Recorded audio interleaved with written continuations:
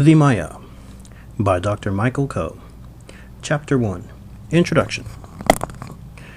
The Maya are hardly a vanished people, for they number at least 7.5 million souls, the largest single block of American Indians north of Peru. Most of them have resisted with remarkable tenacity the encroachments of Spanish-American civilization, although in the past few decades these have taken an increasingly violent and repressive form. Besides their numbers and their cultural integrity, the Maya are remarkable for an extraordinary cohesion. Unlike other more scattered indigenous peoples within Mexico and Central America, at the time of the conquest, the Maya were confined, with one exception, the Huastec, to a single unbroken area that includes all of the Yucatan Peninsula, Guatemala, Belize, parts of the Mexican states of Tabasco and Chiapas, and the western portion of Honduras and El Salvador. Such homogeneity in the midst of such a miscellany of tongues and peoples testifies to their relative security from invasions by other native groups. The Aztecs, for instance, never extended their empire to include any part of Maya territory, although they had important trading relationships with them. There are few parts in the world where there is such a good fit between language and culture. A line drawn around the Mayan-speaking peoples would contain all those remains in hieroglyphic texts assigned to the ancient Maya civilization. It would be an error, though, to think of these peoples as existing in some kind of vacuum. An earlier generation of archaeologists, which included the late Sylvanus G. Morley of the Carnegie Institution of Washington, thought of the Maya as the great innovators and culture givers to the rest of the peoples of Mexico and Central America. A later generation, which included myself, came to view this fundamentally Maya-centric outlook as wrong. The ancient Maya had received much more from the non-Maya Mexican civilizations than they had given. I must now admit that Morley may have been more right than wrong, for reasons that will be made clear in this book. The point to remember is that the Maya were probably always in contact with their sister civilizations in this part of the New World, and that all these peoples profoundly influenced each other throughout their development. This will become abundantly clear when we examine the relations between the early classic Maya and the great city of Teotihuacan in the Valley of Mexico. In pre-Spanish times, the Maya belonged to the larger grouping christened Mesoamerica by Paul Kirchhoff. The northern frontier coincided approximately with the limits of aboriginal farming in Mexico. The desiccated plateau beyond holding out only the possibility of humble collecting and hunting. To the southeast, Mesoamerican border ran from the Caribbean to the Pacific across what is now known as Honduras and El Salvador. Although in the late pre-conquest times it is apparent that northwesternmost Costa Rica was thoroughly Mesoamerican in culture. The southeastern frontier generally divided the civilized Maya from the simpler peoples of foreign tongue. All the Mesoamerican Indians shared a number of traits which were more or less peculiar to them and absent or rare elsewhere in the New World. Hieroglyphic writing, books of fig bark paper or deerskin which were folded like screens, a complex permutation calendar, knowledge of the movements of the planets, especially Venus, against the background of the stars, a game played with a rubber ball in a special court, highly specialized markets, human sacrifice by head or heart removal, an emphasis upon self-sacrifice by blood drawn from the ears, tongue, or penis, and a highly complex pantheistic religion which included nature divinities as well as deities emblematic of royal descent. Also, in all Mesoamerican religions was the idea of a cosmic cycle of creation and destruction, and of a universe oriented to the four directions with specific colors and gods assigned to the cardinal points to the center. While there are profound differences between the subsistence base of the lowlands and that of the highlands, the ancient foursome of maize, beans, chili peppers, and squash formed them, as it still does, the basis of the Mesoamerican diet, but of course these foods were widely spread elsewhere, from the southwestern United States to Peru and Argentina in pre-conquest times, wherever native cultures had advanced beyond a level of semi-nomadic simplicity. In Mesoamerica, nonetheless, the preparation of maize is highly distinctive. The hard, ripe kernels are boiled in a mixture of water and white lime, producing a kind of hominy or nixtamal, which is then ground into uneven dough on a quern or metate with a handstone, mano, from the Spanish mano de piedra, later to be fashioned into steamed tamales or into the flat cakes called by the Spanish term tortillas.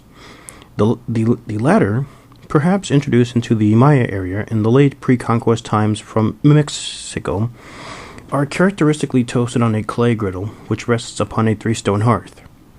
The importance of the nixtamal process cannot be overstressed. Maize is naturally deficient in essential amino acids and in niacin, a member of the vitamin B complex. A population whose diet consisted solely of untreated maize would develop pellagra and would be malnourished. Cooking with lime in Mesoamerica and in the American Southwest, or with ashes in North America, enhances the balance of essential amino acids and frees the otherwise unavailable niacin. Without the invention of this technique, no settled life in Mesoamerica would have been possible. Given the similarities among the diverse cultures of Mesoamerica, one can only conclude that its peoples must have shared a common origin, so far back in time that it may never be brought to light by archaeology. Yet, there is some consensus among archaeologists that the Olmecs of southern Mexico have elaborated many of these traits beginning over 3,000 years ago, and that much of the complex culture in Mesoamerica has an Olmec origin. It is also reasonable to assume that there must have been an active interchange of ideas and things among the Mesoamerican elite over many centuries, a state of affairs which can be documented in the terminal case epic, classic epic, thanks to the recent research. This in itself would tend to bring about cultural homogeneity. For example, it might explain why both the classic Maya and the very late Aztec held a snake-footed god to be the supernatural ruling their respective royal houses. It was out of such a matrix of cultural evolution and diffusion that the Maya civilization was born. Few parts of the globe as geographically diverse as Mesoamerica, which includes almost every ecological extreme from the snow-swept wastes of the high volcanoes to the parched deserts and to the rain-drenched jungle. The Maya area is situated in the southeastern corner of this topsy-turvy land, but actually is somewhat less varied than the larger unit of which it is a part.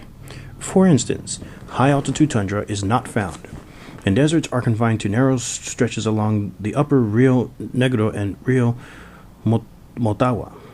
It is also true that the tropical forest is more extensive here than in Mexico outside the Maya area. There are really two natural settings in the land of the Maya, highlands and lowlands. It is also true that the tropical forest is more extensive here than in Mexico outside the Maya area. There are really two natural settings in the land of the Maya, highlands and lowlands. In geology, in animal and plant life, and in the form that human cultures took, these are well set off from each other. The Maya highlands, by definition, lie above 1,000 feet and are dominated by a great backbone of volcanoes, both extinct and active, some over 13,000 feet in altitude, which curves down from the southeastern Chiapas toward lower Central America. This mighty cordillera has been formed principally by massive explosions of pumice and ash of the Tertiary and Pleistocene age, which have built up a mantle many hundreds of feet thick, overlain by a thick cover of rich soil. Millennia of rain and erosion have produced a highly dissected landscape with deep ravines between hogback ridges, but there are a few relatively broader valleys, such as those of Guatemala City, Quetzaltenango, and Comitan, which have long been important centers of Maya life. Not all of the highlands are so region in origin, however, for to the north of the volcanic cordillera is a band of more ancient igneous and metamorphic rocks, and beyond this, a zone of tertiary and Cretaceous limestones, which in the more humid country bordering the lowlands take the fantastically eroded appearance of a Chinese landscape.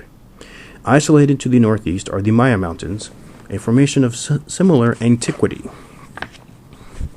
Highland rainfall is dependent, as is the rest of the New World tropics to the north of the equator, upon a well-defined rainy season which lasts from May through early November. In effect, this follows a double peak distribution in both highlands and lowlands, with heaviest falls in June and in October. For the highlands, the highest figures are registered along the Pacific slopes of Chiapas and Guatemala, a zone noted in pre-conquest days for its cacao production, But in general, total precipitation for the Maya highlands is no greater than for the temperate countries of northern Europe. The highland flora is closely related to soils and topography. On the tops of slopes and ridges, pines and grasses dominate, while further down in the ravines where there is moisture, oaks flourish. Compared with that of the lowlands, the wild fauna is not especially abundant, but this may be due to a far denser human occupation.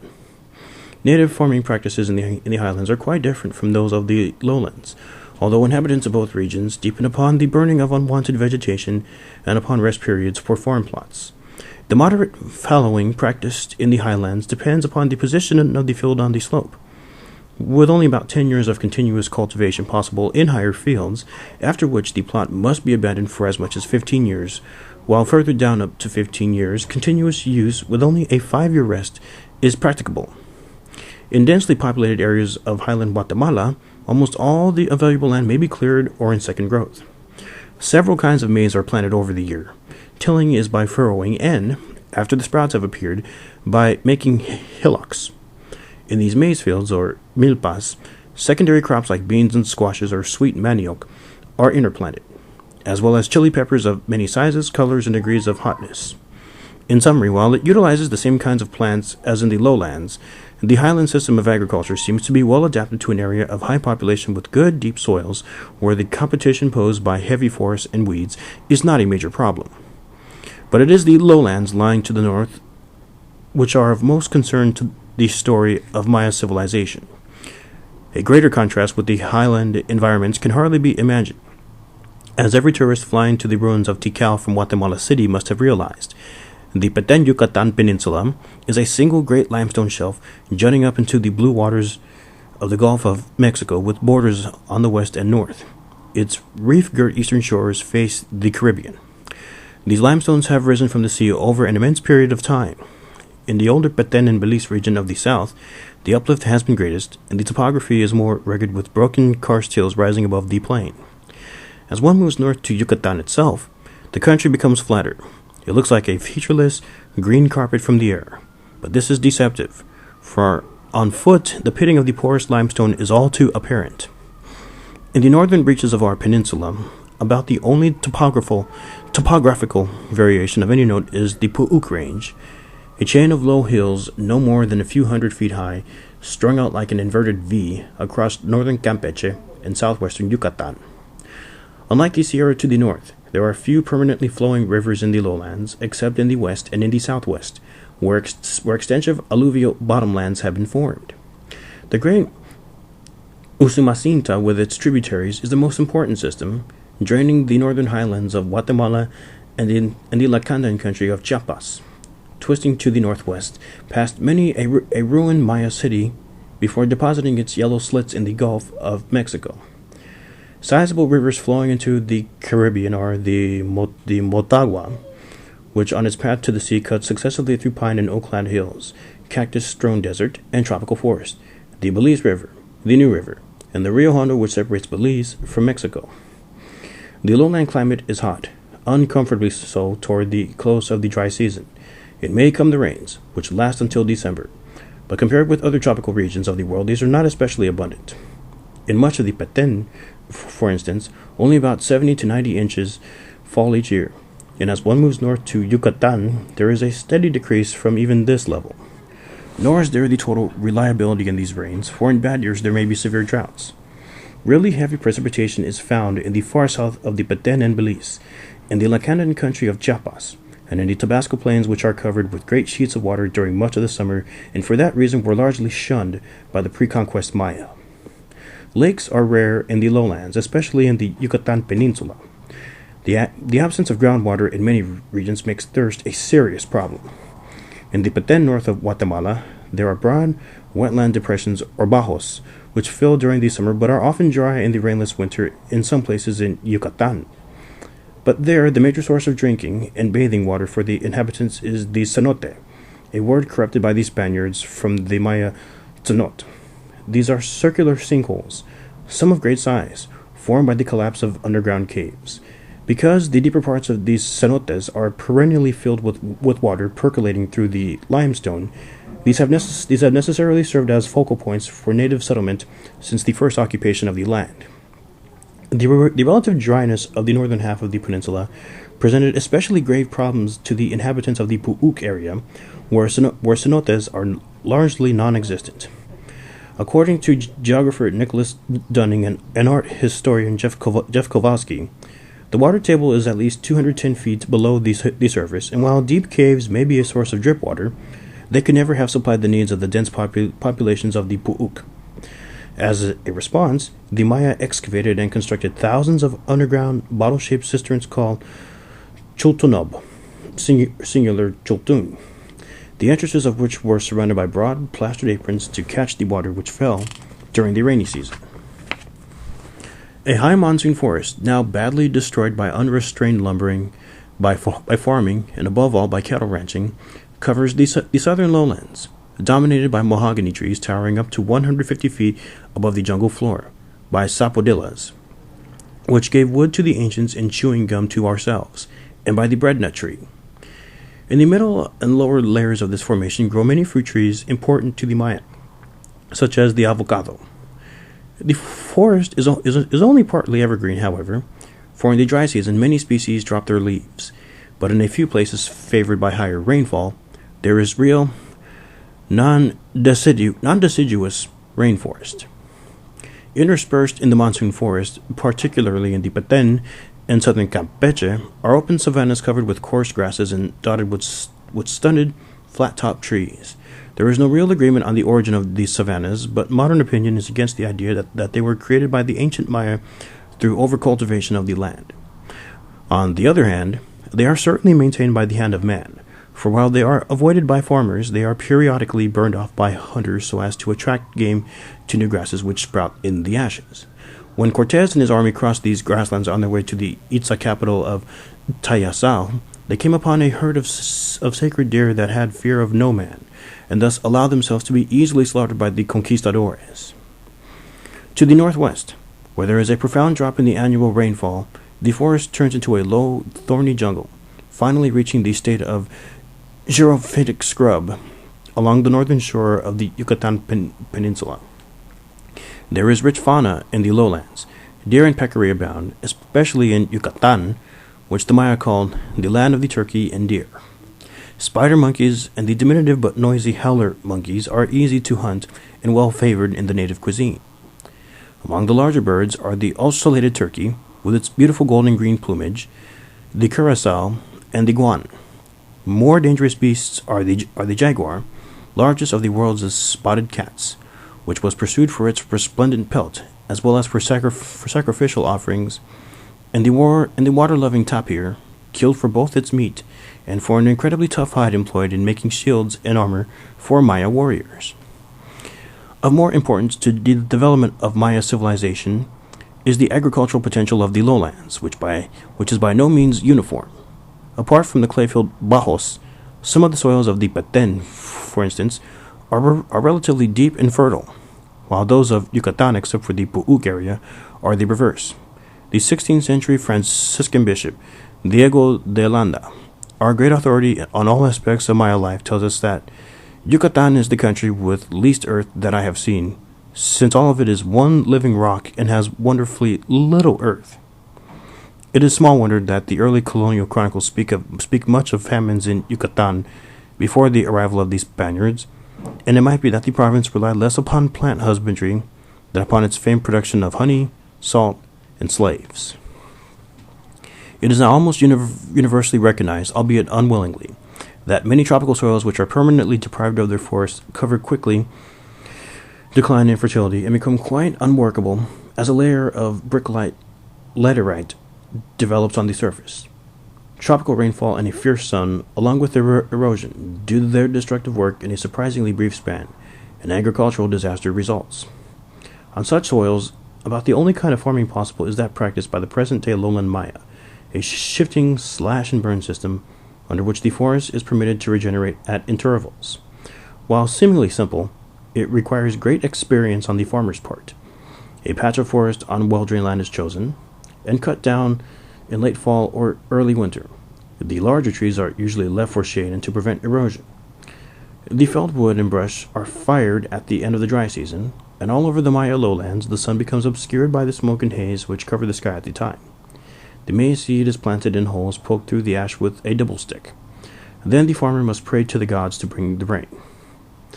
A clear pot or milpa usually has a life of only 2 years, by which time decreasing yields no longer make it worthwhile to plant a third year. The Maya farmer must then shift to a new section of forest and begin again, leaving his old milpa fallow for periods which may be from 4 to 7 years in the Peten, and from 15 to 20 years in Yucatan.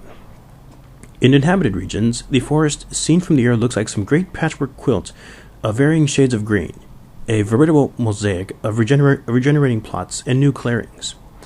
The long-held notion that shifting cultivation was the only system of food production practiced by the ancient Maya has now been discarded. In 1972, the geographer Alfred Siemens and the late Dennis Pulliston reported their discovery from the air of the extensive area of rice fields in southern Campeche. These are narrow, rectangular plots elevated above the low-lying, seasonally inundated land bordering rivers or in the bajos, and are remembered similar to the chinampas on which Aztec agriculture was based in central Mexico. Ancient rice fields have since been found over a wide area in northern Belize and in the adjacent Quintana Roo, where water levels vary little through the annual cycle of wet and dry seasons. Radiocarbon analysis suggests that most of them date to the late Preclassic prior to AD 250, and thus provided the subsistence base for the remarkably precocious increase in population which we know from that period. There are still few indications that they were in use by the classic Maya, which deepens the mystery. Some Mayanists, for example, Patrick Colbert of the University of Arizona, have recently proposed that the immense swampy bajos that cover about 40% of the central and northeast Peten could have been cultivated by ancient farmers. It is certainly true that in this region and away from the river systems, most classic sites from the largest, such as Tikal, down to the smallest, are situated on higher ground within or contiguous to these interior wetlands. It is possible that farmers may have planted their maize on the richer soils that border the bajos. Maize does very poorly in wet ground, but as archaeologist Vernon Scarborough has pointed out, the bajos progressively dry out during the winter months, and some kind of flood recession farming may have been practiced. Linear features crossing the bajos may have doubled as roads and as water control dams.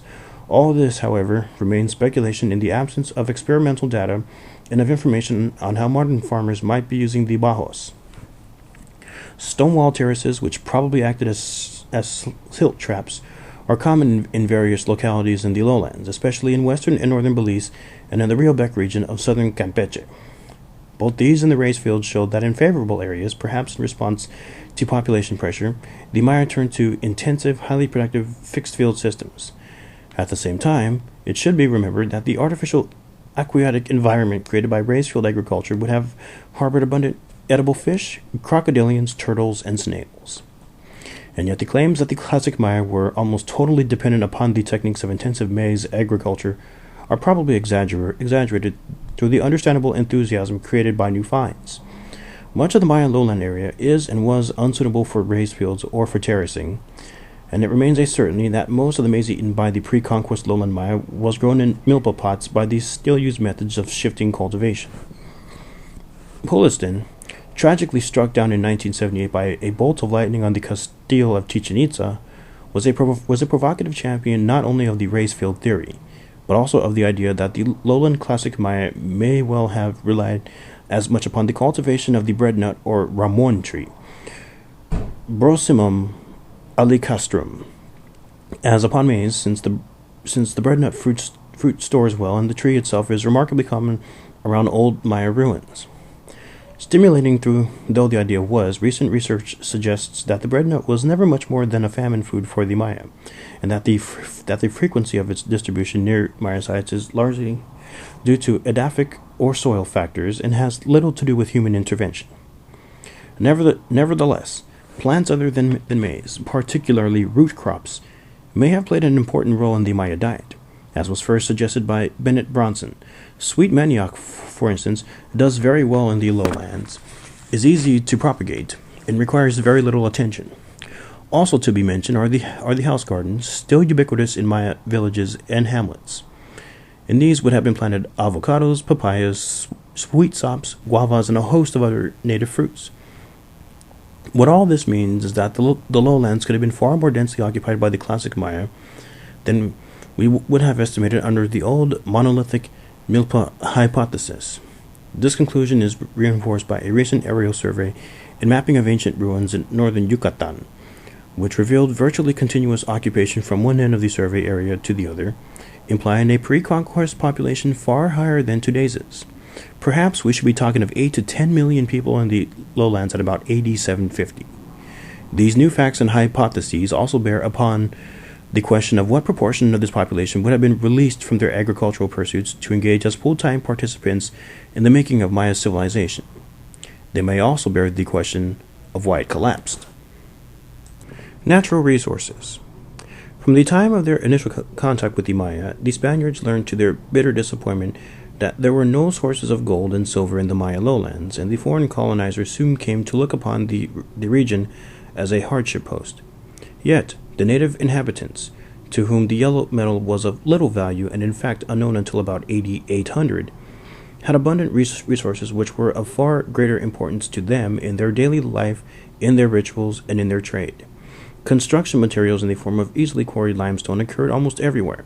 Since it only hardens after prolonged exposure to the air, it was easily worked with their Stone Age technology. In some of the limestone beds of the southern lowlands, the Maya found deposits of flint and chert, from which they chipped the axes that were absolutely essential for slash and burn farming. Even in very early times, flint working communities sprang up to exploit this resource. The great workshop at Kola in northern Belize, for example, having been founded far back into the Preclassic period.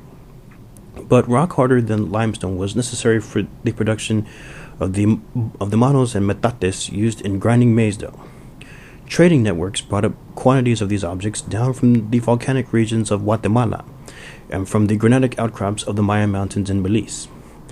As archaeologist Robert Coe has noted, obsidian, a natural volcanic glass, was ancient to Mesoamerica what steel is to modern civilization.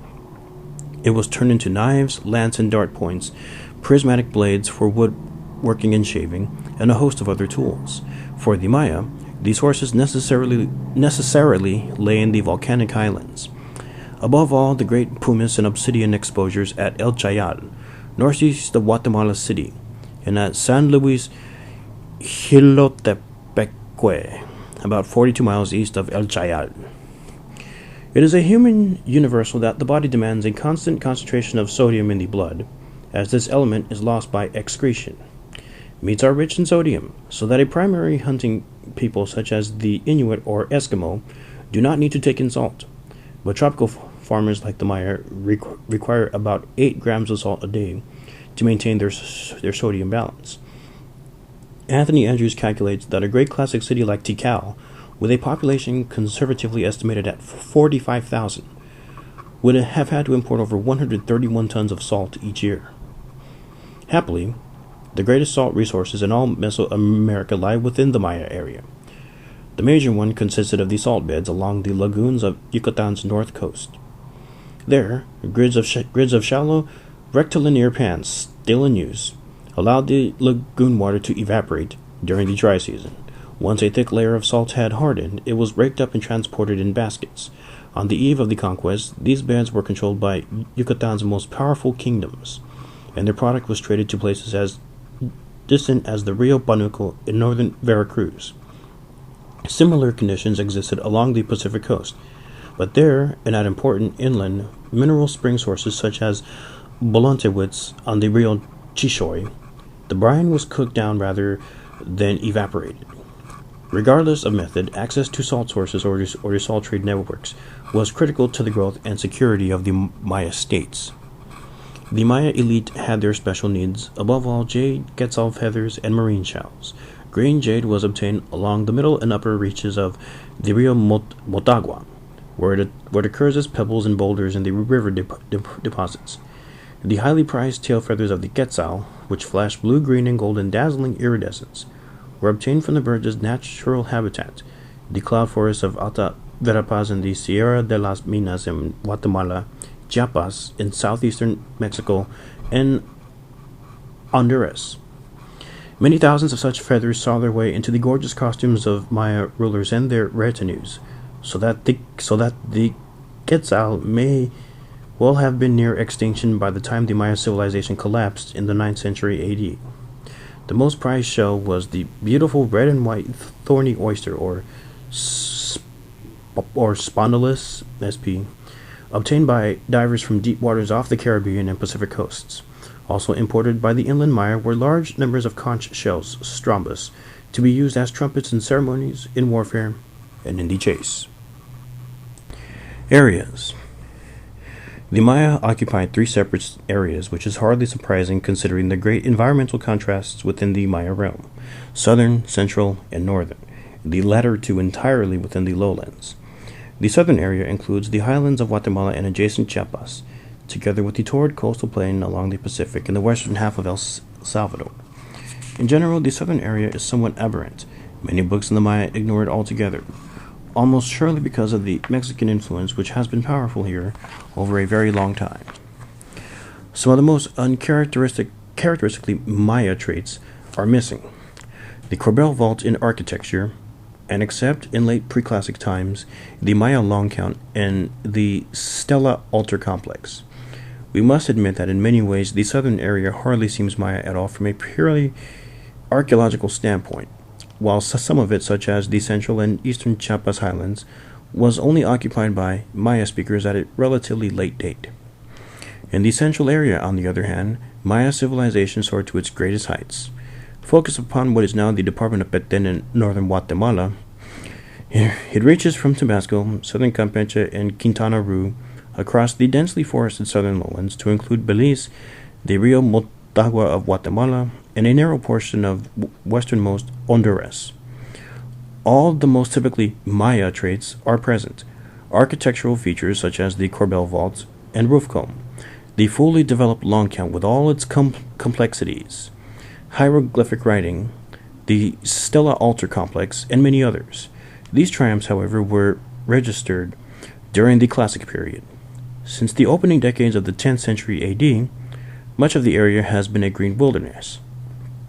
As one would expect, the northern and central areas have much in common, since there are virtually no natural barriers to cultural exchange or to movements of peoples between the two. There is nonetheless a good deal of individuality to the northern area.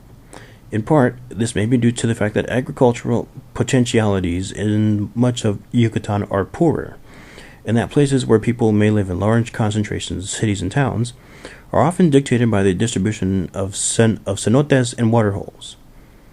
But it may also partly be the result of Mexican influences, which are almost as strong here as in the southern area. In contrast with the situation in the southern lowlands, there was no mass abandonment of the northern area, and overall native population figures remain high there even today. Periods. The discovery of the ancient Maya civilization was a piecemeal process. Following the imposition of Spanish power in the Yucatan Peninsula, various persons such as the formidable Bishop Landa or Fray Antonio de Ciudad Real, who visited the famous site of Uxmal in 1588, wondered at the age of the mighty ruins which lay scattered across the land, but they could discover little from the natives. Real interest in Maya remains only began after the publication, in a London edition of 1822, of the pioneering explorations and excavations in which Antonio del Rio, a Spanish captain of dragoons, had made at the site of Palenque in the late 18th century. Modern Maya archaeology, however, stems from the epic journeys undertaken between 1839 and 1842 by the American diplomat and lawyer John Lloyd Stephens and his companion, the English topographical artist Frederick Catherwood, which revealed the full splendor of a vanished tropical civilization to the world. Stephens and Catherwood were the first since Bishop Landa to assign the ruined cities which they encountered to the actual inhabitants of the country, to the Maya Indians rather than to the peripatetic Israelites, Welshmen, Tartars, and so forth favored by other quote-unquote authorities. But they had no way of even roughly guessing at their age. It was not until the Maya calendrical script had been studied by Ernest Forstermann, the State Librarian of Saxony, and others, and the Maya inscriptions magnificently published by the Englishman Alfred P. Maudsley at the close of the 19th century, that a real breakthrough was achieved in Maya chronology. In addition, large-scale excavations in Maya sites were begun at this time by the Peabody Museum of Harvard, to be followed by the Carnegie Institution of Washington, Tulane University, the University of Pennsylvania, and the Institute of Anthropology and History in Mexico. The dating of the ancient Maya civilization now rests on 4 lines of evidence. Dirt, archaeology itself, particularly the stratification of cultural materials like pottery, radiocarbon dating in use since 1950, native historical traditions passed on to us by post-conquest writers, but bearing on the late pre-conquest period, and the correct correlation of the Maya and the Christian calendars. The correlation probably is an unbelievably complex and still controversial topic, which demands a few words of explanation. The Maya long count, which will be explained in greater detail in chapters 3 and 9, is an absolute day-to-day calendar which has run like some great clock from a point in the mythical past. Long count dates began to be inscribed in 36 BC on present evidence, and subsequently during the classical period all over the ancient cities of the central and northern areas. And by the time of the conquest, however, they were expressed in a very abbreviated and somewhat equivocal form. Now, it is explicitly stated in the native chronicles, the so-called books of Ek Balam, that the Spanish foundation of Mérida, capital city of Yucatan, in which our calendar took place in January 1542, also fell shortly after the close of a specific period of the truncated long count. Bishop Landa, an impeccable source, tells us that a certain date in a more primitive Maya system, the 52-year calendar round, fell on July 16, 1553, in the Julian calendar. All attempts to fit the Maya calendar to the Christian must take these 2 statements into account. It so happens that there are only 2 correlations which meet these requirements, as well as those of dirt archaeology. These are the 1116 or Thomson correlation and the 12.9 or Spinden correlation, which would make all Maya dates 260 years earlier than does the former.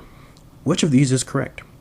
The ancient Mayas spanned the doorways of their temples with sapodilla wood beams, and these have not only survived but can be dated by the radiocarbon process. A very long series of such samples from Tikal was run by the University of Pennsylvania, giving overwhelming support to the Thomson correlation. Most Mayanists gave sighs of relief, for any other chronology would have played havoc with what we now think we know about the development of Maya culture over 2 millennia.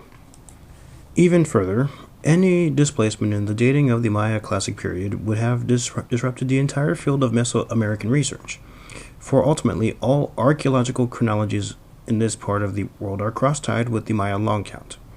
Further details on the Maya-Christian correlation will be given in Chapter 9, for it bears directly on what we now know about ancient Maya astronomy. As it now stands, the cultural sequence in the Maya area runs something like this. The earliest occupation of both highlands and lowlands was during the early hunters period, beginning by at least 13,000 years ago, and ending with the close of the Pleistocene or Ice Age about 7500 BC. Before 2000 BC, there were simple horticulturalists, hunters, and farmers following a way of life called archaic, far better known for the upland peoples of Mexico. During the Preclassic or formative period, between 2000 BC and AD 250, village farming became firmly established in all 3 areas, marking the first really intensive settlement of the Maya land. More advanced cultural traits like pyramid building, the construction of cities, the inscribing of stone monuments, and the painting of murals are found by the terminal centuries of the Preclassic, and some have even wondered why this early fluorescence should not be included in the Classic, in which it presages. The spectacular Classic period, lasting from AD 250 to 900, is defined as the interval during which the lowland Maya were erecting stone monuments dated in the long count. A great and as yet unexplained cataclysm shook the lowlands from the late 8th through the 9th century, by the end of which the classic cities had been largely abandoned, while the northern and southern areas seem to have received the impact of invasions either by Mexicans or, more likely, by Mexicanized Maya. Thus was inaugurated, the post-classic, which endured until the arrival of the bearded adventurers from across the seas. Peoples and languages. While the cohesion of the Maya-speaking peoples is quite extraordinary for any time or place, the linguistic family called Mayan contains a number of closely related but mutually unintelligible languages, the result of a long period of internal divergence. A Maya from Yucatan would have the same trouble understanding an Indian from the Highland Chiapas as an Englishman would a Dutchman. There have been several attempts to correlate the various Mayan tongues in larger groups. The most recent one by the linguists Terence Kaufman and Lyle Campbell is the one we adopt here. An ingenious method of vocabulary comparison developed by the late Maurice Swadesh has led some linguists to suggest approximate dates for the splitting off of these from the ancestral Mayan language and from each other. It should be stressed, however, that there are many uncertainties built into this methodology, above all the assumption that the rate of change or divergence in basic vocabularies is constant throughout time and space. Some specialists, basing themselves on classic inscriptions, believe that the Kaufman-Campbell dates are too far late. Nevertheless, even if this scheme proves to be wrong in absolute terms, it might still be valid for the relative sequence of events. Prior to 2000 BC, near the end of the Archaic period, there was a single Mayan language, Proto-Mayan, perhaps located in the western Guatemalan highlands. About this time, according to the linguistic scenario, Huastecan and Yucatecan split off from the parent body, with Huastec migrating up the Gulf Coast to northern Veracruz and Tamaulipas in Mexico, and Yucatecan occupying the Yucatan Peninsula.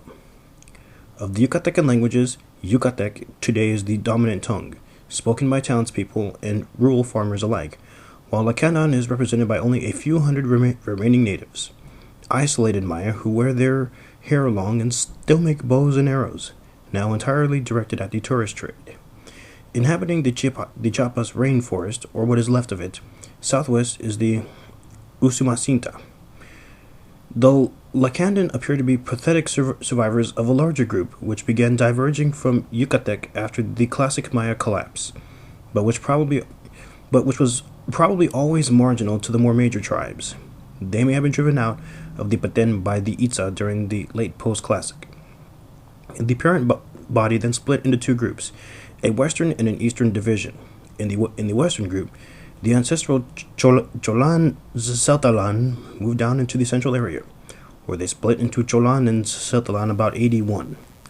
The subsequent history of these Zeltalans is fairly well known from linguistics and archaeology, for they seem to have left the central area by AD 400 and returned to the highlands, pioneering the settlement of the mountain valleys around San Cristobal de las Casas, Chiapas. There, many thousands of their descendants, the Tzotzil and the Tzetal, maintain unchanged the old Maya patterns of life. Of the Cholans, who played a major role in the Maya story, we will see more later. Other Western language groups include the little-known Canyobal, Toyolabal, Motozintlek, and Chuk, which stayed close to the parental homeland and would seem to have had little to do with the main development line of Preclassic and Classic Maya civilization. The Eastern Division includes the Mamian group of languages. Mam itself is a rather archaic tongue which has spilled down to the Pacific coastal plain in relatively late times. Another Mamian language is spoken by the Ixil, a very conservative Maya group centered on the ancient town of Nebach. They have been the principal target of a particularly bloody repression in recent times. Much of the late pre-conquest history of the southern area concerns the powerful Quiche and Cachiquel of the Eastern Division. They and their relatives, the Zutuil, who live in villages along the shores of the volcano-girt Lake Atitlan, speak languages which only 1,000 years ago were one Quechian.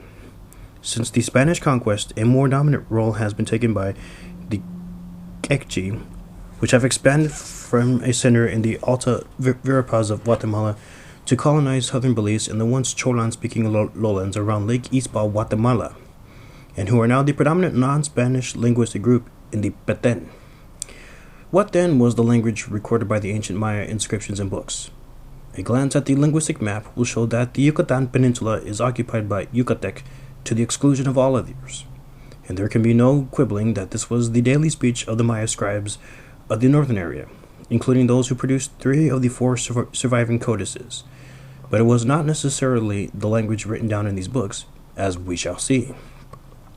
Yucatecan was probably spoken over much of Belize during the Classic, for Mopan in the southern part of the country belongs to this group, and some phonetically written words on the walls of Nachtunik Cave, not far from the Belize border in Guatemala, indicate that Yucatecan was in use there during the late Classic. But much of the central area appears as a blank on the map, with the exception of those lands occupied by the Lacandan, by the surely recent Kekchi, and by the Yucatecan Itza, who are known to have moved into the Peten from the earth no earlier than the 13th century AD, and probably a good deal later. The idea that the language of the most of the inscriptions of the central area was Yucatecan has little to recommend it. Some years ago, the late Sir Eric Thompson proposed that the central area was inhabited by Cholan speakers during the Classic period. From its present distribution alone, with Chontal and Chol in the low hills and plains in the northwest, and Chorti in the southeast, it seems certain that Cholan once predominated across a great arc extending right through the central area, at least to the Belize border, and we have some Spanish documents which confirm this point. Recent linguistic and epigraphic research has thrown new light on this puzzle. The language of the inscriptions is neither Yucatan nor even Western Cholan, Chontal, and Chol proper, but rather an ancestral form of Eastern Cholan now called Southern Classic Mayan. Its direct descendants are Choti, once spoken in the Motagua Valley, but which eventually became extinct when these people were relocated by the Spaniards to the Highlands in the 17th century, and Chorti, still spoken by about 52,000 Maya living in the department of Chiquimula, eastern Guatemala, directly west of the great classic city of Copan. Tourists who travel overland from Guatemala to that beautiful site pass through villages where the inhabitants speak in a tongue that was once spoken at Copan, Tikal, and Palenque over 1,000 years ago.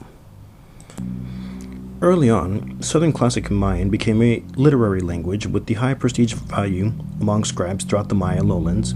Even among the Yucatec speakers of the northern peninsula, it is recorded at the site of Oshkintok as early as AD 475.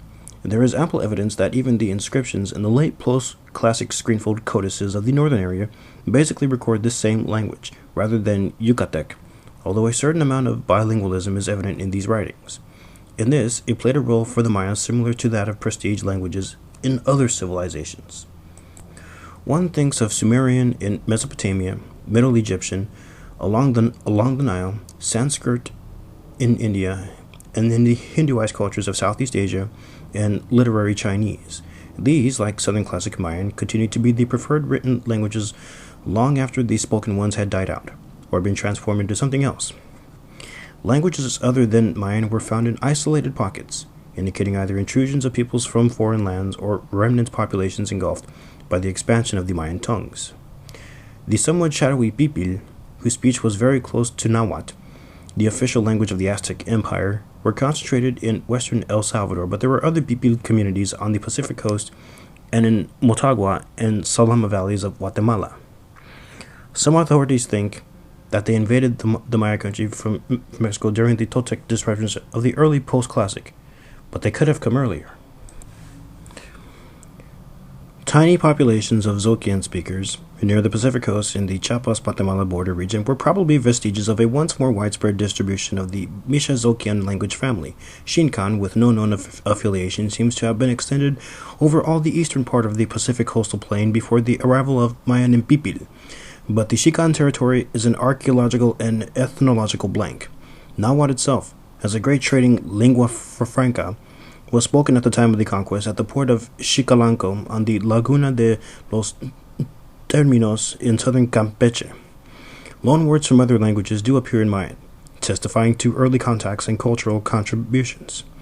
Those from the Misha-Zoquian family of the Isthmus of Tehuantepec, locust of the very early Olmec civilization, include high culture words such as may, to count or divine, and palm, copal incense. And it has been suggested that Mesoamerican was the tongue of the Olmecs, of whom we shall speak more of in the next chapter. The Zapotecs of Oaxaca, who probably invented the essentials of the Mesoamerican calendar and who might have been the first to use hieroglyphic writing, contributed several names for the days in the 260-day count so fundamental to the Mayan thought. And in the late times, during the post-classic epoch, many words, names, and titles were introduced into the Maya area from a Nahua speech by Mexican or Mexicanized warlords. Climate change and its cultural impact. We have usually assumed that the climatic conditions which now prevail in the Maya area have always been the same, all through Maya prehistory and history. That assumption now seems wrong, as proved by recent paleoclimatic research undertaken by 3 University of Florida scientists, Jason Curtis, David Hubble, and Mark Brenner, based on sediment cores which they took in Lake Punta Laguna, not far from the classic site of Coba in the eastern Yucatan Peninsula.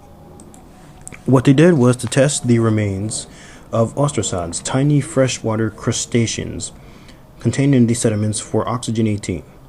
In water of enclosed tropical lakes of this sort, the abundance of this isotope is controlled by the ratio of evaporation and precipitation.